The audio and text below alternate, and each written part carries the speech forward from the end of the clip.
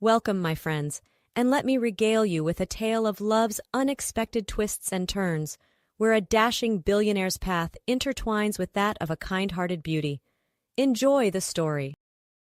It was just another day in the fast-paced life of billionaire bachelor John Wentworth as his sleek black Porsche zoomed down Fifth Avenue. The dashing 40-year-old tech tycoon had it all: rugged good looks, more money than he could spend in 10 lifetimes, and a never-ending string of gorgeous women on his arm. But true love? That still eluded him, especially after his cheating ex-wife broke his heart. Lost in thought, John barely noticed the young woman who suddenly darted in front of his speeding car, scooping up a helpless kitten about to become roadkill. He slammed on the brakes with seconds to spare as the mystery girl cradled the mewing feline, her eyes wide with fear.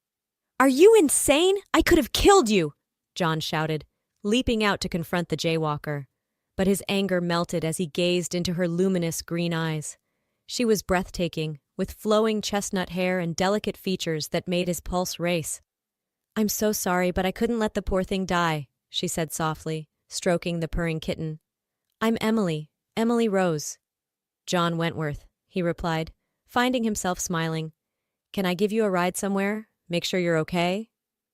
"That would be wonderful, thank you," Emily said shyly as she climbed into the Porsche, still clutching her feline friend. As John drove her to the humble flower shop where she worked, the two chatted like old friends, discovering a mutual love of nature, classic literature, and rescuing animals. By the time he dropped her off, John knew one thing for certain: he had to see this captivating woman again. Over the next month, John courted Emily with a passion he had never felt before. He sent her lavish bouquets from her shop each morning and whisked her away to 5-star dinners each night. Emily was like a breath of fresh air, so different from the jaded socialites and gold diggers who usually threw themselves at him. With her sweet smile and generous heart, she saw the man beneath the money. "I think you're falling for her," warned John's best friend and business partner Max one day over cigars and scotch. "How well do you really know this girl? She could be playing you." "You're wrong about Emily," John insisted, a dreamy look in his eyes. "She's not like Veronica or the others. When I'm with her, I'm just John, not some walking bank account." As the weeks flew by, John grew more certain that Emily was the one. On a moonlit stroll through Central Park, he dropped to one knee and presented her with a flawless 10-carat diamond. "My darling Emily, I never believed in soulmates until the day you crashed into my life," he said, voice thick with emotion. "You've brought me more joy than all the wealth in the world ever could. Would you do me the extraordinary honor of becoming my wife?"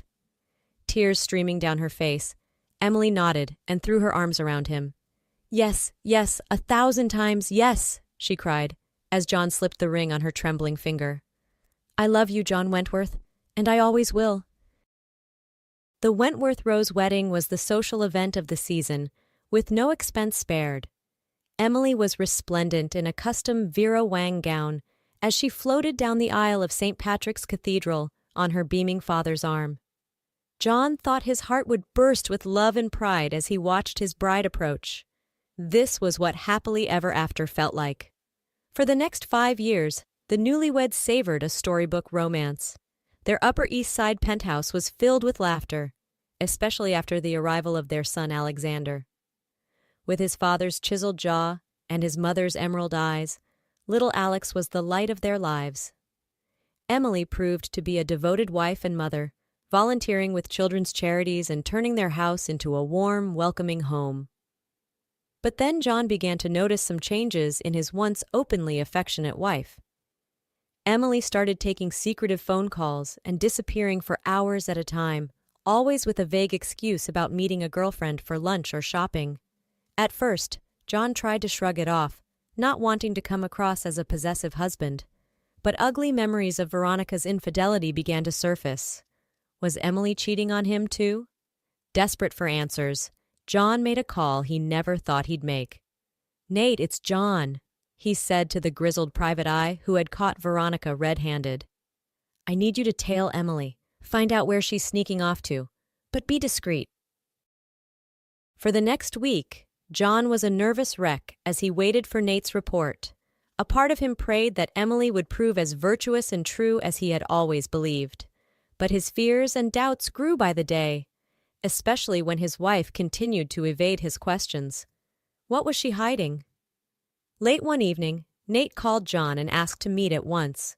With a heavy heart, John drove to the detective's smoke-filled office, steeling himself for the worst. "Just give it to me straight," he said as he collapsed into a chair. "Is Emily having an affair?" Nate stubbed out his cigarette and sighed. "No, it's not what you think," he said, tossing a folder on the desk. "Your wife has been visiting a rundown house in Queens. Belongs to a Clara Rose, Emily's maternal grandmother." Stunned, John opened the file and found photos of Emily helping a frail elderly woman in and out of the dilapidated home, carrying groceries and medication. "I don't understand," he said, studying his wife's concerned expression in the snapshots. "Why would Emily hide this from me?" "Near as I can figure, the old lady is broke and sick," Nate explained. "No other family to care for her. Seems Emily has been looking after her on the sly. May be ashamed to tell you given your fortune. Guess she didn't want you to think less of her people." John felt like he had been punched in the gut. His sweet Emily had a heart big enough to encompass the world, yet he had doubted her, suspected the worst. What kind of husband did that make him? He had to make this right. The next day, John took off work and followed Emily to Queens, his stomach in knots. He watched from afar as she entered her grandmother's house, then finally worked up the nerve to knock on the door. A shocked Emily answered, her eyes widening at the sight of him. "John, what are you doing here?" she gasped. "I could ask you the same thing," he said gently, taking her hands. "Oh, Emily, I've been such a fool. I thought you were being unfaithful, so I had you followed. I'm so ashamed I didn't trust you. Can you ever forgive me?" Emily's eyes filled with tears as she pulled him close. "Forgive you? Darling, I'm the one who should beg your forgiveness for my deception," she whispered. "I was just so afraid you'd be ashamed of my poor sick grandma. I didn't want to lose you." "Lose me? Never," John vowed, cupping her face. "You're my world, Emily Rose Wentworth. You and Alex and this family we've built, and that includes Clara now too." Hand in hand, Emily led John inside the faded little house to meet her grandmother. Over tea and Clara's famous blueberry scones, the Wentworths forged a new bond, with John insisting that Clara come live with them so Emily could care for her full time. For the first time, he felt that his immense wealth had a truly meaningful purpose. 5 years later, the Wentworth's sprawling estate in Bedford, New York, rang with the sounds of laughter and joy. Now 10, Alex loved zooming around the grounds on his dirt bike, with Grandpa George and Uncle Max in hot pursuit. In the airy kitchen, Emily and her mother Jeannie shared recipes and family stories handed down for generations.